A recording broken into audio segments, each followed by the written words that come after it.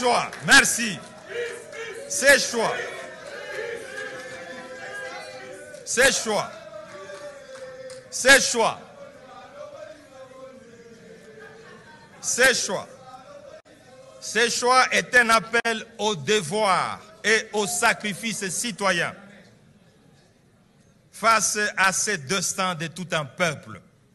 Je mesure en l'instant l'essence élevée de l'honneur porté sur moi et la gravité de la décision que je viens de prendre au regard des attentes grandioses de tous les Congolais de voir un jour leur pays être remis sur la trajectoire de la prospérité.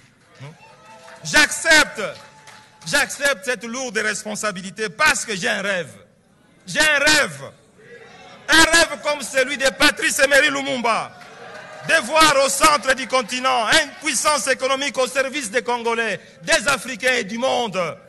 Ce rêve est possible, car le potentiel en ressources naturelles et humaines que nous a légué Dieu est incommensurable. C'est bien ce rêve qui permettra aux Congolais de tirer profit de toutes les ressources minières, de l'air terre arable, du gaz méthane du lac Kivu, des eaux du fleuve Congo, des eaux des rivières, des eaux des lacs, des parcs animaliers, de la forêt équatoriale, des sites d'Inga capables d'électrifier l'ensemble du continent africain. J'accepte cette lourde charge parce que j'ai un rêve. Un rêve comme celui du maréchal Mobutu Sese Seko Kuku wa Zabanga.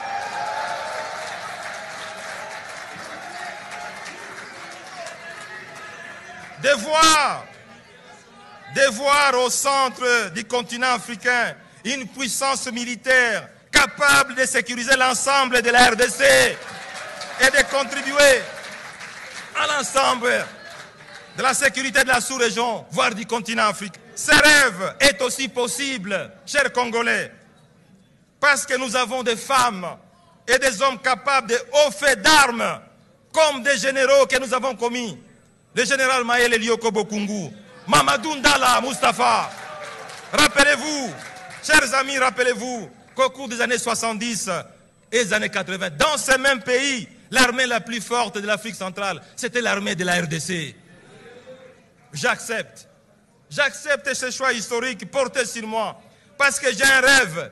J'ai un rêve comme celui des soldats du peuple, Moussel Laurent Désiré Kabila, de voir au centre du continent africain un pays démocratique, totalement en paix, un pays uni en sécurité dans les frontières de 1885, avec l'ensemble des provinces cimentées sur base du nationalisme et du patriotisme.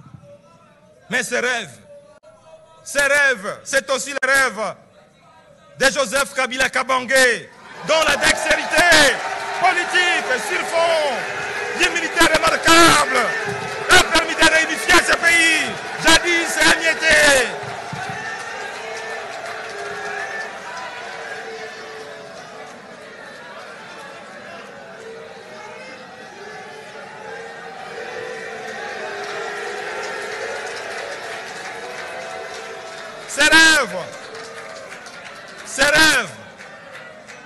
Ce rêve est aussi celui de Joseph Kabila Kabange, dont la dextérité politique, sur fond d'une humilité remarquable, a permis de réunifier ce pays jadis émietté en plusieurs provinces. J'accepte cette décision du Congrès parce que j'ai un rêve, comme celui d'Étienne Tshisekedi wa Mulumba, de voir au centre du continent un état de droit, où les droits fondamentaux des citoyens sont protégés.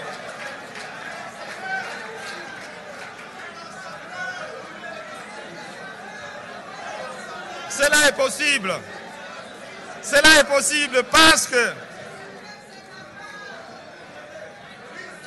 ce rêve est possible.